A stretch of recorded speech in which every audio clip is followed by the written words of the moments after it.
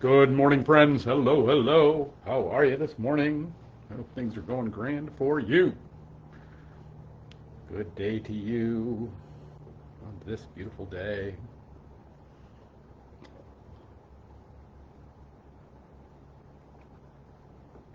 Mug up this morning.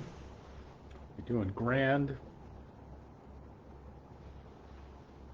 Hello, hello.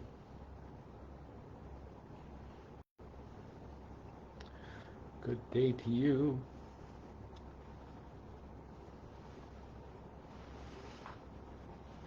We are in that beautiful time of summer when it's just a little cool in the morning. Hey, Vicky. Good morning to you. I hope you are pain-free this morning. Holding up. Praying for that.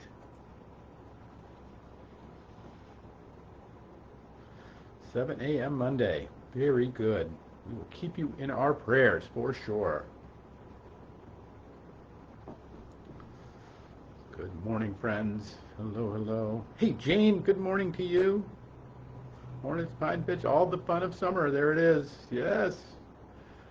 So, as we get going this morning, please keep our friend Bill Farnham, in your prayers. Bill's a lifelong member here. He's just here this morning delivering soup. So he and his wife, they go up and grab soup, and it gets distributed to people throughout the city. But Bill, and then he did that, and now he's headed to St. Anne's to get a little cardiac work done. So who's a rock star, huh? Like, isn't he amazing? So anyway, he's headed in there so please today. So please keep him in your prayers. Keep Vicky in your prayers with her, and that she might have some good pain management and coming up on Monday. Good morning, John. Glad you're here. Hope the Granite State is treating you well. Karen, good morning. Hope the Nutmeg State is a glorious place to be. Mary Ann, well, we're going to sweat it out in the city together. All right. Hope you're great, everybody. Hope everybody's doing well this morning. All right. Let's get going. So one of Paul's favorite churches was the church in Philippi. So he really liked the church in Philippi. They really like him. Ephesus, they liked other places, But the church in Philippi, he actually was kind of one of his favorites. So they were kind of his darlings. And so there's this moment he offers them wisdom, as he does, and guidance to all those churches. That's kind of what he does when he's writing these letters, is trying to help them on their way and encourage them. And one of the things he says is this. This is from the 3rd chapter and 13th verse. It says, "Brothers, I do not consider that I have made it on my own. I haven't made it on my own. But the one thing I do, forgetting what lies behind and straining forward to what lies ahead." Now that verse keeps going on, but I actually want to hold it right there. I want to put a pin in it right there. If you want to go, a little teaser, if you want to go read the rest of it, it is Philippians 3:13. You can go read 14 and 15, see how he closes that out. There's your teaser for the day. But I just wanted to hold on to that initial piece, because this is the one thing I do, he says, forgetting what lies behind and straining forward to what lies ahead. The ancient Greeks used to consider nostalgia, the idea of kind of waxing for parts of the past, as they considered it a poison. Like you could drink ambrosia and be like the gods, but the nostalgia was another little cocktail that you could sip on, and it was considered a poison to the soul. So we find ourselves, I think I talk to more and more people these days, that we are nostalgic for the past. We wish it were other than it is today. We're this whole AI thing is creeping everybody out, that we wish the world was other than it is, and that's fine, that's great, that's awesome, but the reality is here we are, and God has placed us in this place, in this time, at this hour. And so what are we supposed to do with that? Now we can sip from the cup, a cup of nostalgia. But I think the people that Paul really loved. He loved all of his folks. All right, like no, you don't have any favorite. Like nobody has a favorite kid, but but there's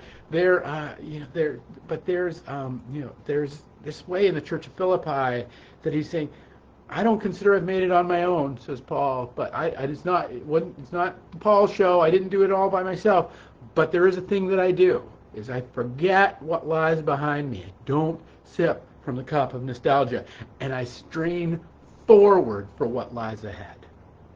I want you to reflect on that for just a second. Think about your moments in the morning when you open your eyes and you're like boop, boop, boop, boop, and you're kind of maybe you do a little check-in with the body and see what you got to do. You got to what it is to, like, when you just awaken.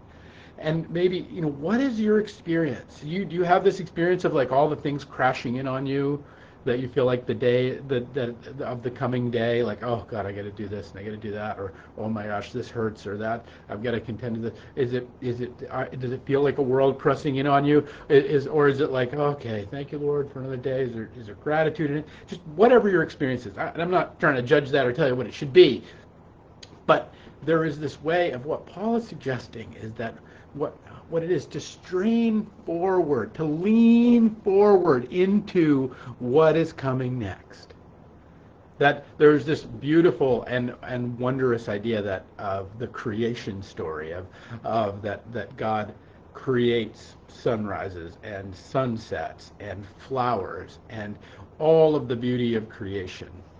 And that one of the attributes of God that is suggested is that God, and it comes from the scriptural line of, unless you're like a child, you cannot enter the kingdom of heaven.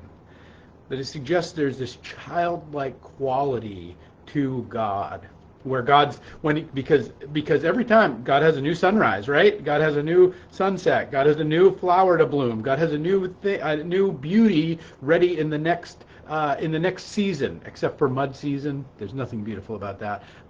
Black fly season, also problematic. But you know what I'm saying, that there's that the next every next thing has its beauties already baked into it.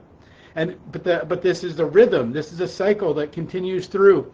And the suggestion is that there is this childlike quality of God, of the Creator Himself, of Jesus being sitting there looking at a sunrise, and then the next morning, like a child, if you've ever played with a toddler, when you pick them up and swing them around, or they might be on a swing, and you're getting tired out, like pushing them on the swing, or you're getting tired, and what is their response? Again.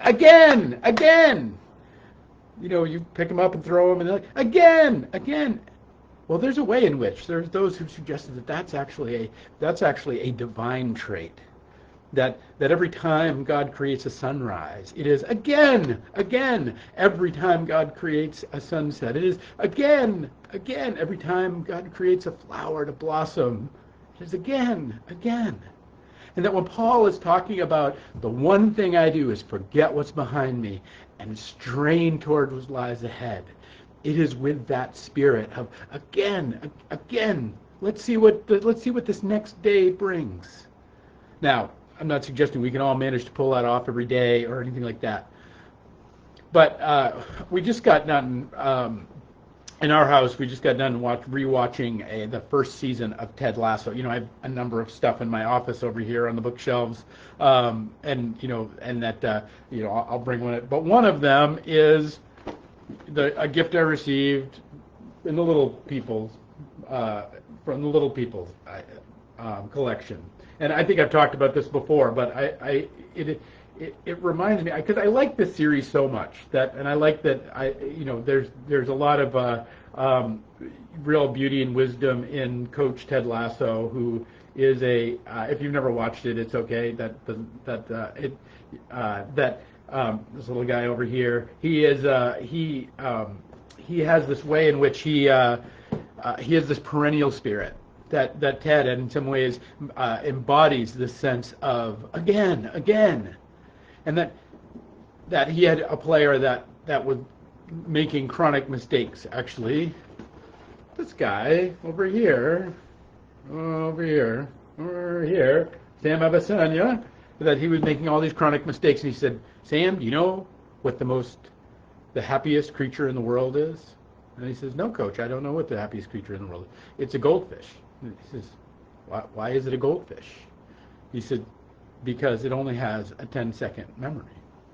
He says, goldfish only remember for 10 seconds, and then they're on to something new. He says, and he asked him, what do you think you should be, Sam? He says, I think I should be a goldfish, after he missed a goal. We can think about the goals that we've missed in our life. We can think about the kicks that we didn't make. We can think about the way in which we've lost games and lost senses and lost parts of ourselves. We can look at the way in which we're in the game and the insults and the troubles and the difficulties with our teammates and with the enemy. And in that, we can be a goldfish. We can perseverate. We can perseverate on the ills of the past, or we can perseverate on the wonders of the past and sip from that cup of nostalgia. But no matter what we do or how we do it, that there is this one thing that Paul keeps pointing us to. He says, brothers and sisters, I haven't made it on my own. That's what we've managed to accomplish, the churches we've managed to build, the gospel, the good news of Jesus Christ that we have managed to spread, the ways in which we have managed to help and rescue and feed and love and care for people. I haven't done that all on my own. I haven't done it by my own. But there's one thing I've done, which is forget what lies behind me and strain towards what lies ahead. What Paul was suggesting to the church in Philippi, what Paul, I think, believes he may have mastered, the one little thing that he actually claims is his own little spiritual, spiritual gift, was to be a goldfish, to forget what the past had brought him, to forget what the worries and the weariness of what he had carried, and to let it go and to give it to God, and to let God work with our past just as God is working with our future. For it is God that is eternal. It is God that is out there in front of us, caring and working for the next place that we'll land. It is God that is actually working with our past and helping to reconcile it and make it whole. And all those dangling participles that are out there, all those unfinished stories, God is even now in the process of finishing those stories for us, even though we may not know it. But it is right here and right now that we can say to the Creator, again, in the true and the good and the beautiful things that we encounter, we can let go of what lies behind, and we can strain forward to what lies ahead. So friends, today I hope you'll be a goldfish, that you will, if you've never watched the Ted Lasso series, it's wonderful and delightful. And so I hope you will let go of those things of the past that would hold you back and strain forward into the true and good and beautiful things of this moment, that you might know joy and truth and goodness from the one who made you and calls you home. Peace and grace to you, my friends, and we'll pick it up tomorrow with another 11:11.